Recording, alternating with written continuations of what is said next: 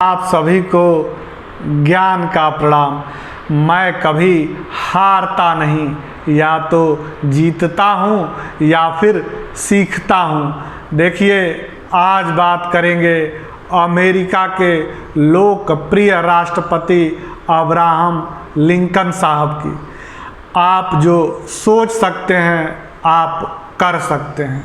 बड़ा बनने से पहले बड़ा सोचना पड़ता है। दुनिया आपके सपनों पर यकीन करे न करे, आपको अपने सपनों पर यकीन करना पड़ता है। यकीनन आप जो सोच सकते हैं आप कर सकते हैं। इस व्यक्ति ने करके दिखाया, अब्राहम लिंकन साहब ने करके दिखाया। साधारण परिवार में जन्म लेकर राष्ट्रपति बनकर के दिखाए। अमेरिका के 16वें राष्ट्रपति बनकर के दिखाए। 12 फरवरी 1809 को उनका जन्म हुआ और 14 अप्रैल 1865 को उनको गोली मार दी गई, जब वो वाशिंगटन डीसी के फोर्ड थिएटर में अपनी पत्नी मैरी के साथ एक नाटक देख रहे थे। और ठीक एक दिन बाद 15 अप्रैल 1865 को उनकी मृत्यु हो गई, वो दुनिया से चले गए। जॉन विल्कस बूथ जो एक प्रसिद्ध अभिनेता थे, उनको गोली मार दिए। अब देखिए, अब्राहम लिंकन साहब के पिता का नाम थॉमस लिंकन था, माता का नाम नैन्सी लिंकन था और पत्नी का नाम मैंने आपको बताया मैरी था। 9 साल बाद 1809 को वो जन्म लिए। ठीक 9 साल बाद 1818 को उनकी माँ का देहांत हो गया।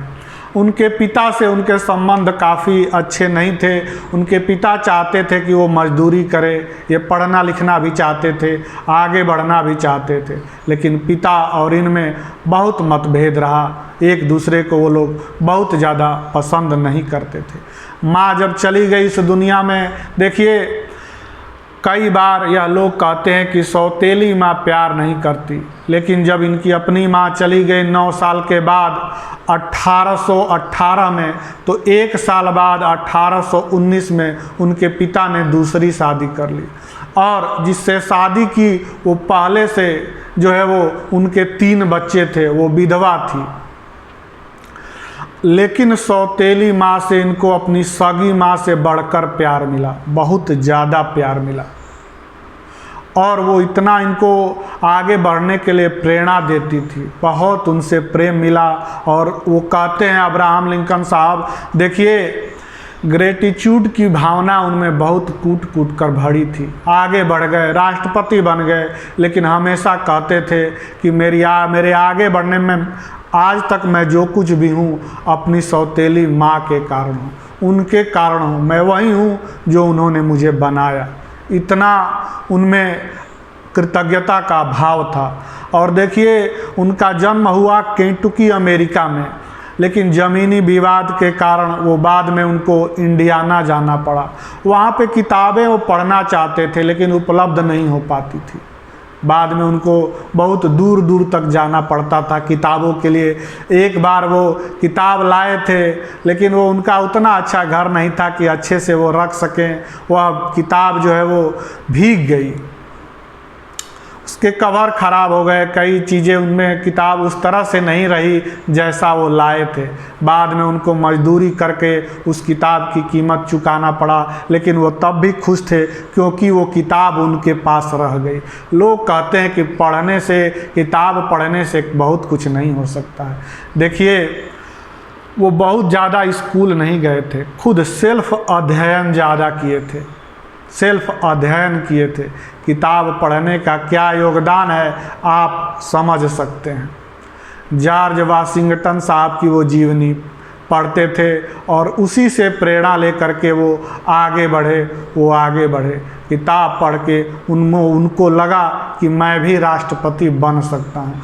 क्या हो सकता है? देखिए, सपने जन्म लेते हैं, सोच जन्म लेती है, और बड़ा वही बनता है जो बड़ा सोचता है। जब तक आप बड़ा सोचेंगे नहीं, तब तक आप बड़ा बनेंगे नहीं।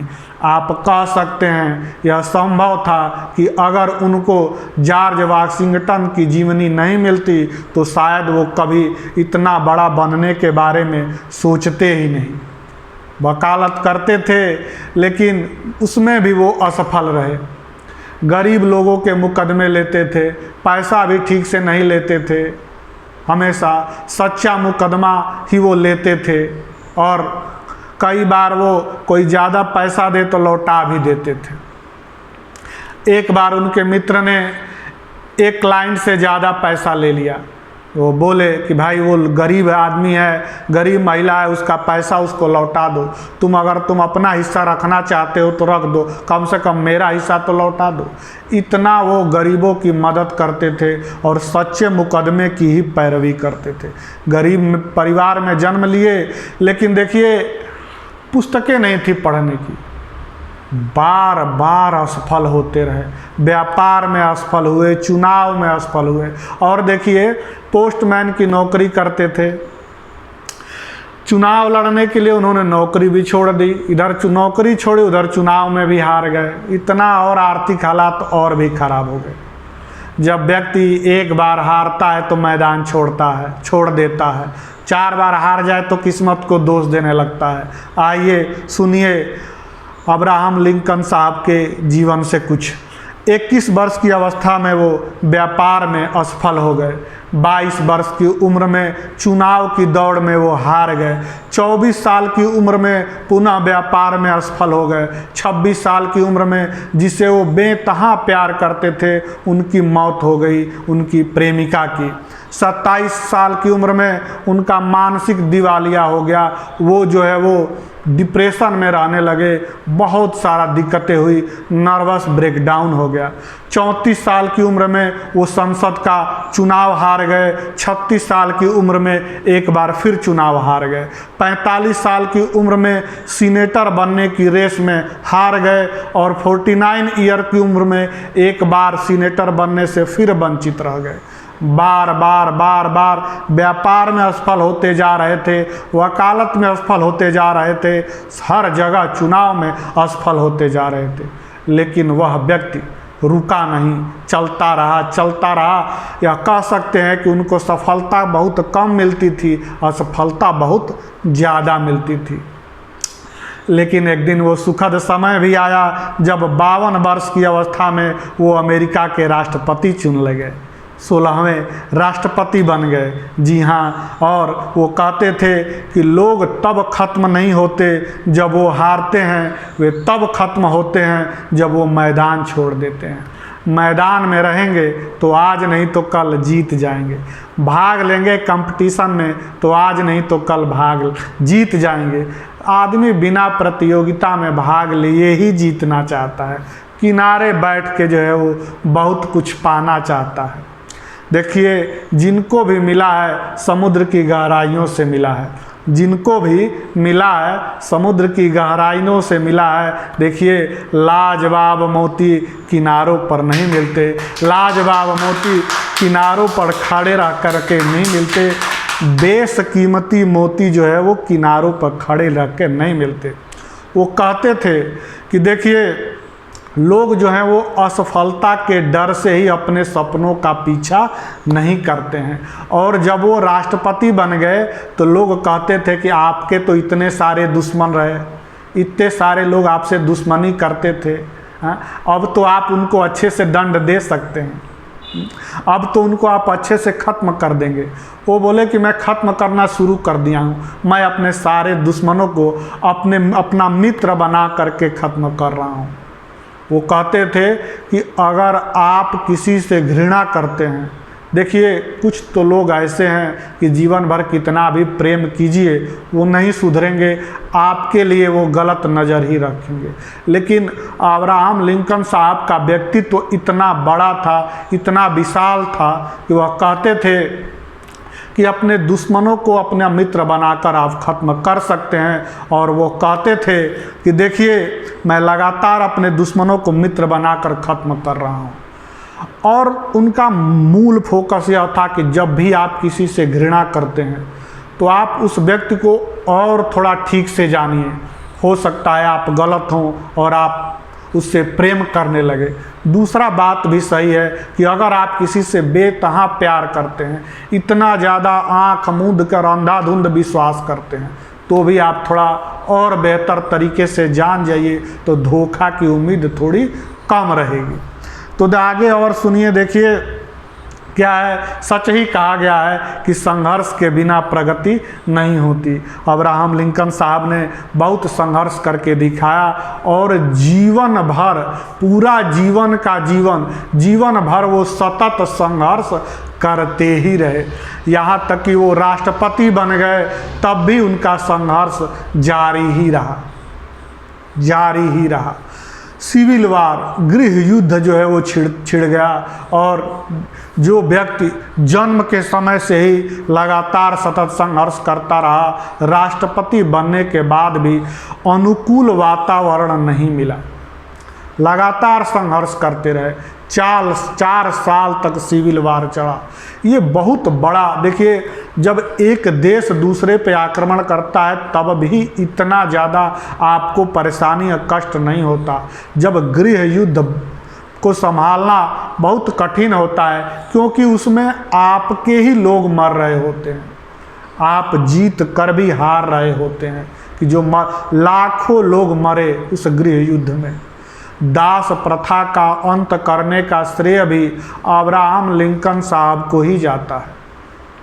और इसी कारण जो है वो दक्षिण अमेरिका के लोग इनसे और ज़्यादा परेशान रहते थे, और ज़्यादा इनको जो है वो इनसे जलते थे, परेशान रहते थे। और शायद इसी कारण उनकी हत्या भी कर दी गई, क्योंकि जो दक्षिण अमेरिका के जो लोग थे वह चाहते थे कि जो है वो गुलाम रखे जाएं, क्योंकि वो कृषि पर ज़्यादा आधारित थे, आश्रित थे, और खेती के लिए उनको गुलाम की आवश्यकता थी।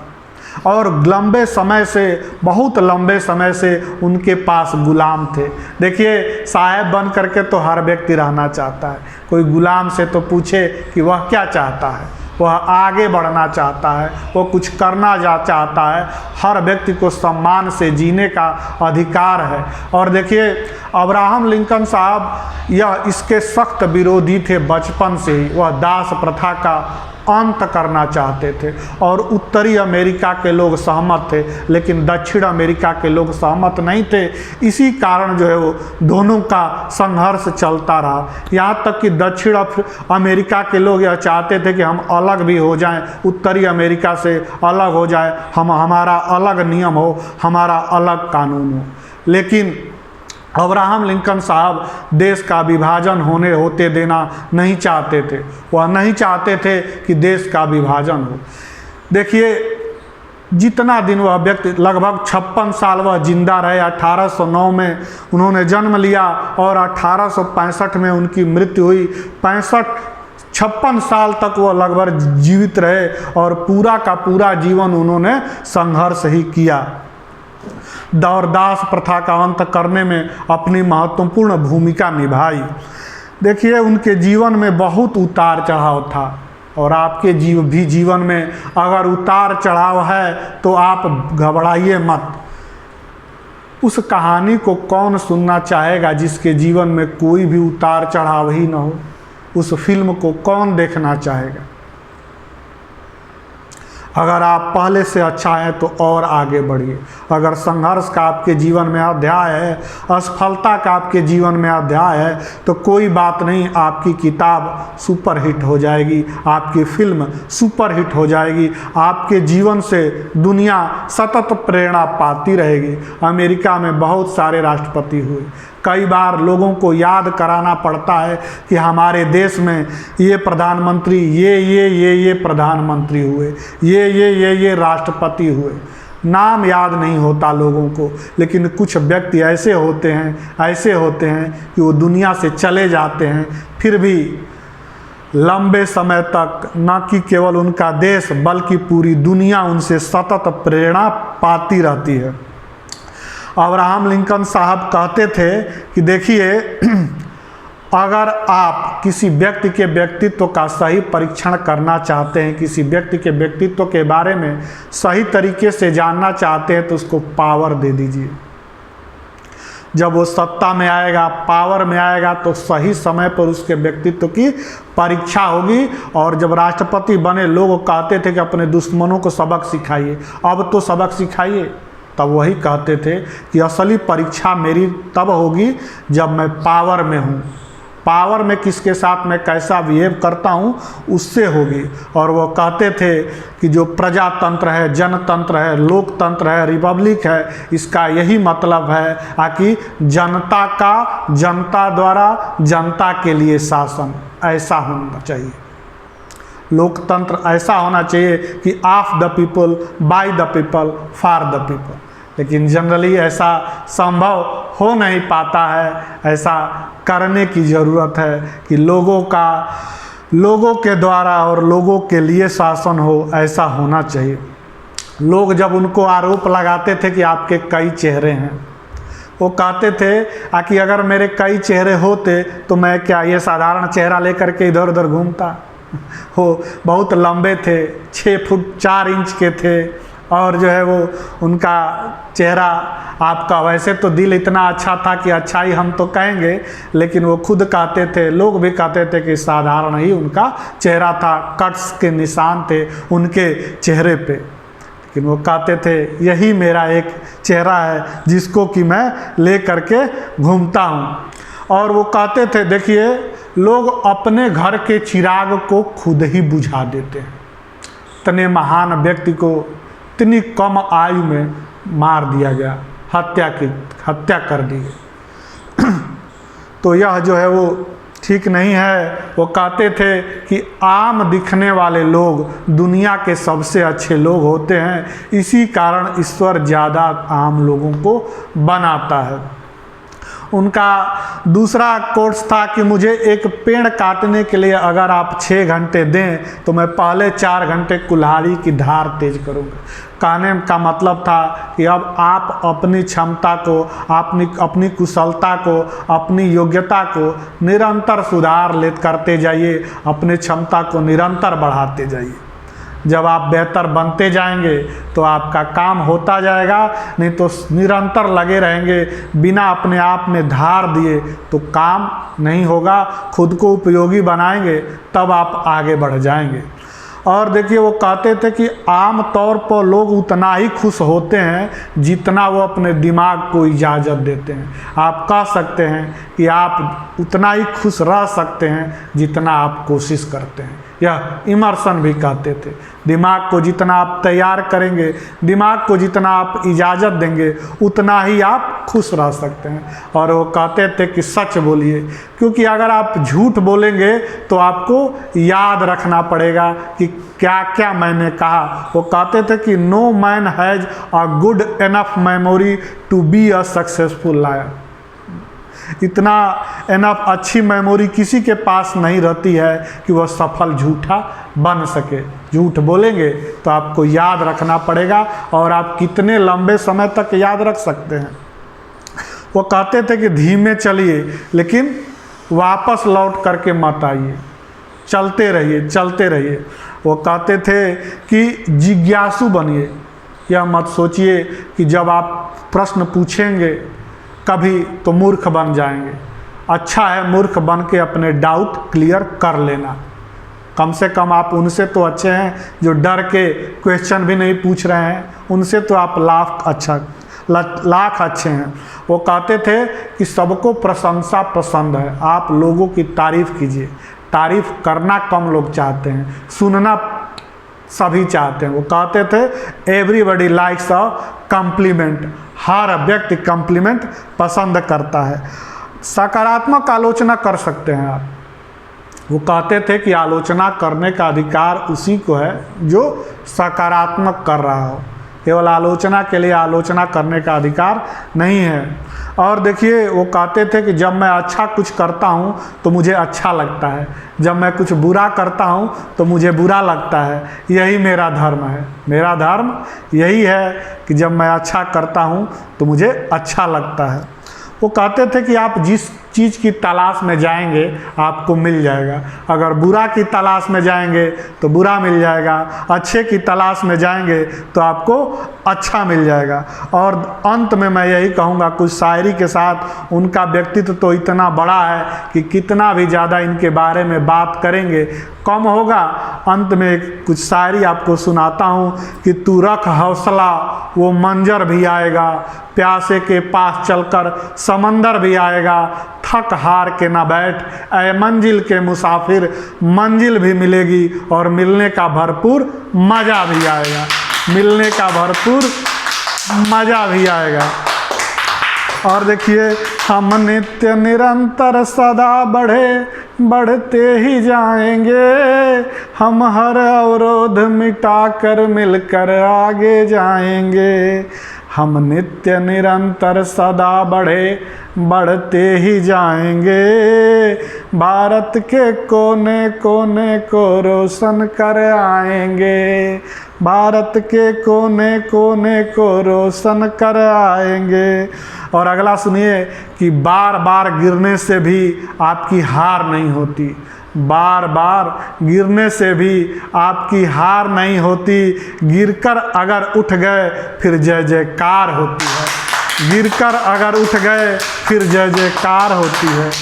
इसी क्रम में अगला सुनिए कि जब आए हैं निभाने को किरदार जमी पर, जब आए हैं निभाने को किरदार जमी पर, कुछ ऐसा कर चलिए कि जमाना मिसाल दे, कुछ ऐसा कर चलिए कि जमाना मिसाल दे।